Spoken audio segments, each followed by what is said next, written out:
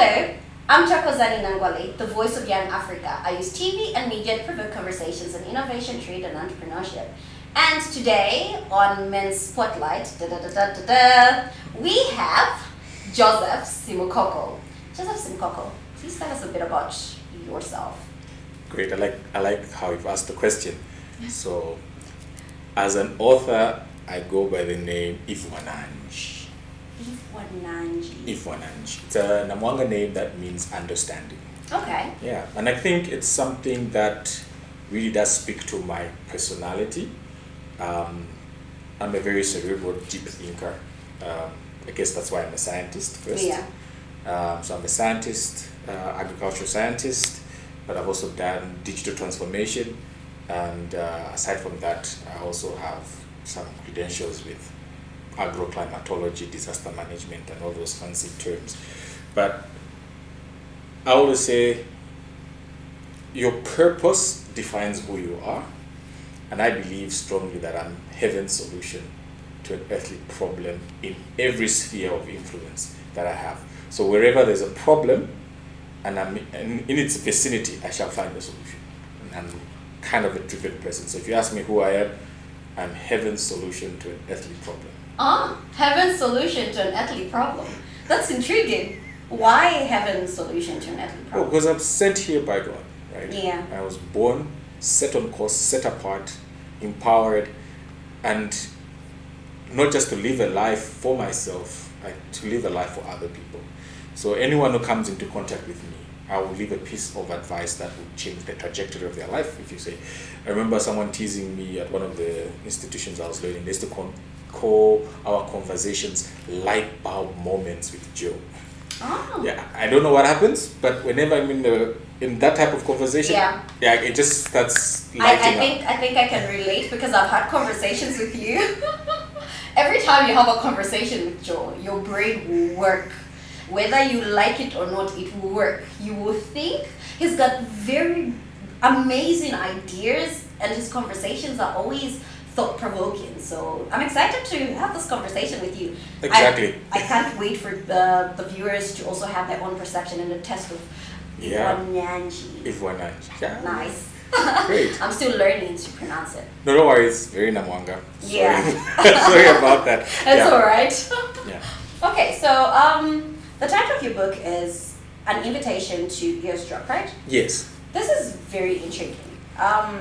When I see this, I'm like, eavesdrop. Are we talking normal eavesdropping in people's conversations? Are we talking in a particular niche? What is the invitation to eavesdrop about? And what is the story behind this story? Wow. Okay, great. So, An Invitation to Eavesdrop, the complete title is An Invitation to Eavesdrop, the Mind of a Man's Heart. Now, I took Zambia as a factory that produces men, right? Yeah. So I start this story describing a specific man who's the protagonist of the story. And he's probably the typical Zambian that you meet, right? And what has this country done to program him, to prepare him, to empower him, to set him aside, set him apart, or set him on course, as it were? And based on all of those experiences that he has had, we now get to hear from his mind how he is and the different type of decisions that he's made over the period of his life. So from the time he's young up to the time he's married and he's got children and he's an adult, right? And that's the angle I take. So you get to hear exactly what happens. Now, there's certain things that have happened in this country that sometimes you just don't take time to think around and ask and say, what happened to this generation that passed through the 90s when the structure adjustment programs led to a lot of job losses? When the HIV pandemic met new health reforms that required user fees at hospitals, and we didn't have HIV medication. And people were disappearing around us. Oh yes, people were dying. So now imagine you grew up in that era. How do you think you are today? How much trauma have you undergone and not processed properly? Yeah. And if you haven't processed it properly, what type of decisions are you making currently? Talk about career choices. we went from what? Capitalists in the 60s, then we went into nationalists in the 70s, and then went back to capitalism in the 90s, and extreme capitalism, if you want, more neoliberal as you want to say, and then currently now we're trying to see a resurgence of the private sector. What has that done to a person who grew up in those eras in terms of making life and career choices? If this factory called Zambia has produced this man, where are they right now? What type of careers are they producing? Now we're told 70% of this country is below the age of 30. Now that's a very scary number. That means all of these are looking for jobs. Yeah. And that's the biggest population that we've ever had that is so young. And we have a very small private sector. One major player this year has also packed up shop, Lactaris, right? So these are things that are happening. Back in the day, we had big firms that were either Indeco companies or parastatals or government, but these entities don't exist. There's no ZCCM anymore. And all these other companies that were there that were absorbing the workforce are not there anymore. So who's absorbing the workforce right now? What are young people meant to aspire to be? And so I start asking these type of questions in the book as we reflect on this person's journey. So it's a very introspective book written in the first person. So it's quite layered. It doesn't necessarily have one theme, but it's a very intricate layer, what I call a tapestry of ideas and thoughts, but extremely entertaining. Like, you will not let go of the book. And not because I'm the writer, but the way it's been written is in such a way that it provokes this conversation very subtly, and the entertainment factor is what captures you and grabs you from the beginning and takes you on this cultural journey. And again, you did not disappoint. I'm like, he's got me just when you started talking about the different changes in our economy and all of this stuff. And I love that you put the mental aspect here, as in how has it affected the man? We're always thinking, how has it affected the economy? How has it affected this? But one thing we don't realize is the economy only gets affected if the people running the economy are not in the right mental state to be able to comprehend all of this stuff. And for me, it's intriguing for you to just sit and start asking all those questions. The SAPs, the structure adjustment programs, the workforce, and and yes, there's no jobs in Zambia, and what do we do about that, considering we make up majority of the population? What is the alternative? And it also brings into play the question of education, because if we keep teaching people to work hard and get jobs, we are not mentally training them for the alternative. If there's no job for them, then what alternative is there? Does this book touch on that as well? Yeah, in fact, let me just turn to a page. Awesome. Someone said, you're talking about a book and you're not going to get an excerpt from it. That would be unfair. So we talked about jobs, right?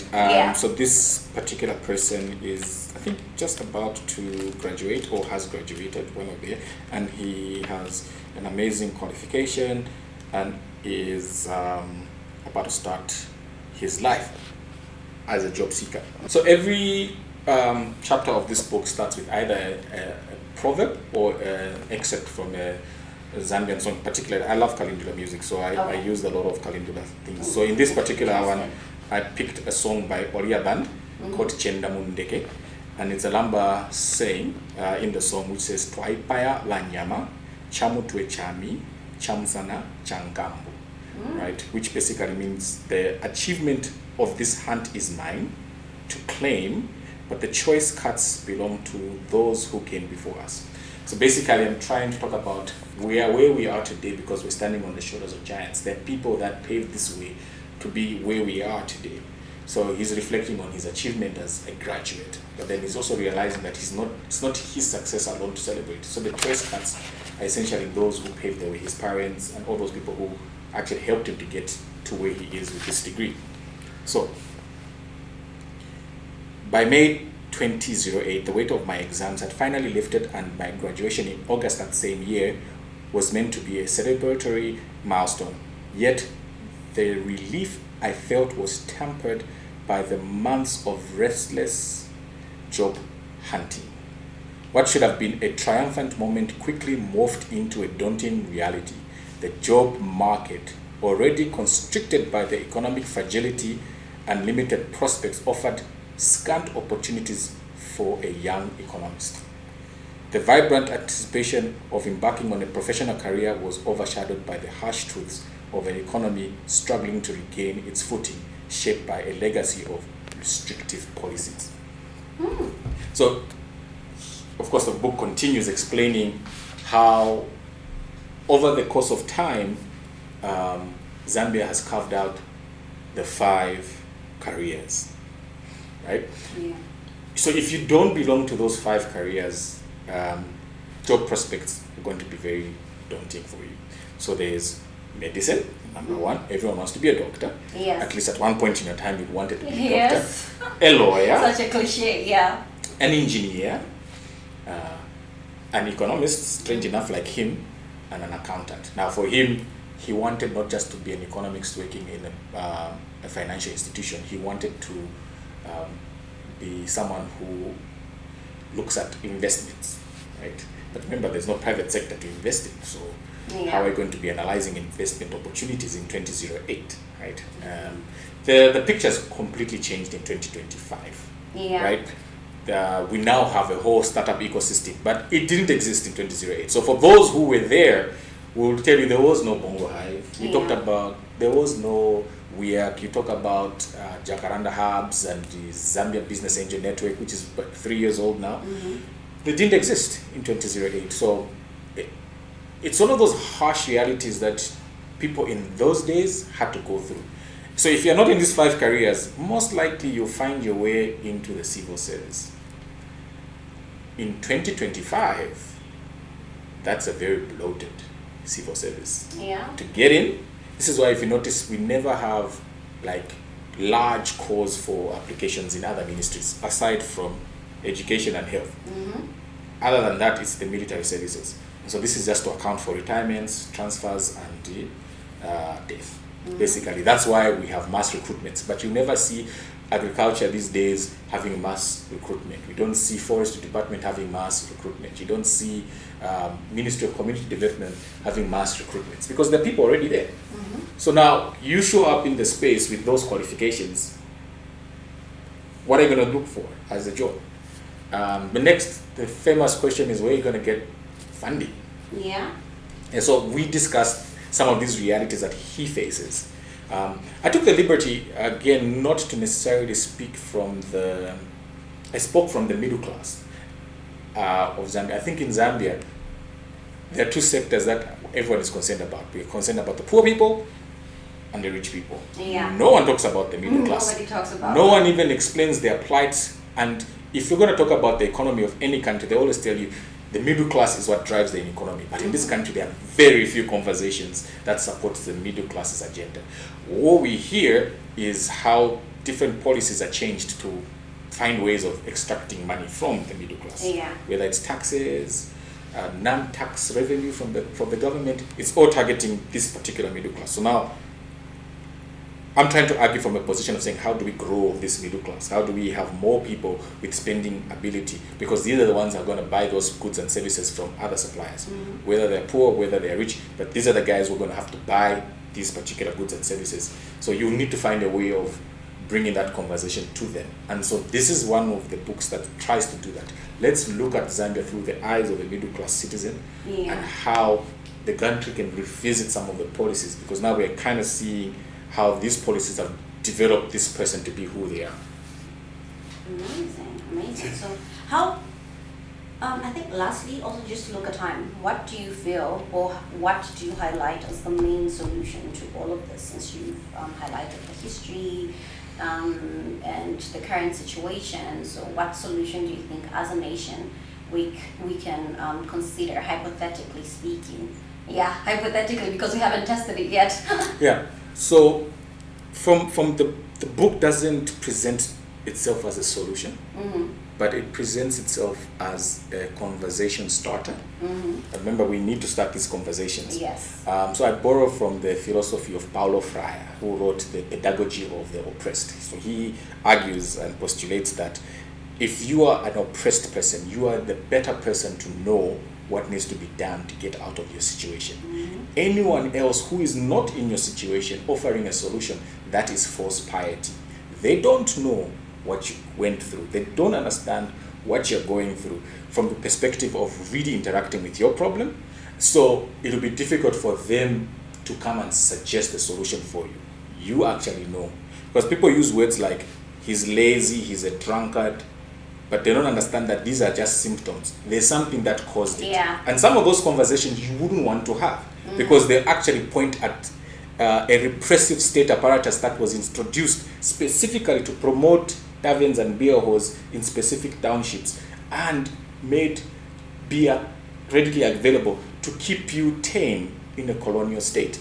Now, you don't want to say that in front of people because you realize that this was social engineering. Someone engineered this laziness, someone engineered this drunkenness. So you just can't walk into that situation and say, you people are just lazy, you people are just drunkards. I'm like, better understand how those people were created. And if you don't know how they were created, it will be very difficult for you to re-engineer your society. So what's the first thing that greets you when you arrive at the bus station in the compound? Bars and beer halls. So if you're coming back from work, what's the first thing that calls for your money before you even arrive home? Because you're just dropping off at the station. What's the first thing that greets you? The smell of beer, the sound of music. And if you're going to talk about changing that scenario, change the design of those neighborhoods. Because when you drop off in the affluent neighborhoods, is that the first thing that greets you? Yeah. Do you hear loud music from a tavern? Do you hear the smell of beer? No, you don't. So the social engineering that was done designing those compounds is telling you something. It's telling you that we literally designed these compounds to make the man knock off from work straight into a beer hall before he arrives home, so that he's too wasted to actually start thinking about how to solve his problems. Yeah.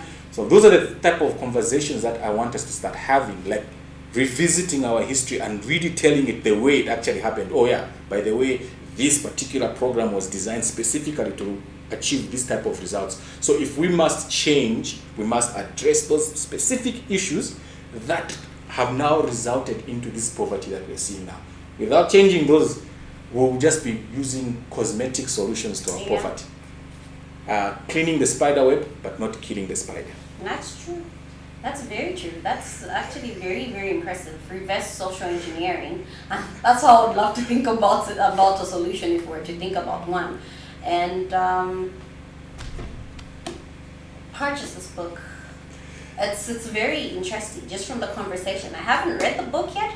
The next interview we're going to have will be after I read the book, and then I give my personal review and ask him in fire shots. But so far I love what I'm hearing, because I'm one person that's always been intrigued by political and economic history of Zambia, and I feel you cannot claim to want to be a business owner or to want to go pick a career properly without understanding the history, the political and economic history of your country. And I love how you've summed it up. I love how you've highlighted those points so far. This is beautiful. So how can one have access or purchase this book? Okay. So far, what has been happening, strange enough, is every time I run prints and I'm trying to take them to the shops, before I get to the shops, all my prints finish. So people have been buying them mostly by inboxing me, just when they're going for 250 kwacha. 250 kwacha? Just 250. Only? Yeah. It's worth the read. And I guess that's why they're flying off the shelves. Yeah.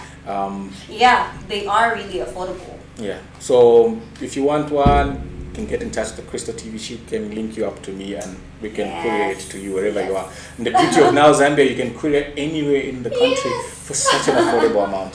Yeah, so just reach out to me or reach out to Toko, and we can get the book into your hands. Yeah, but be intrigued, because like I said, the entertainment value is so rich.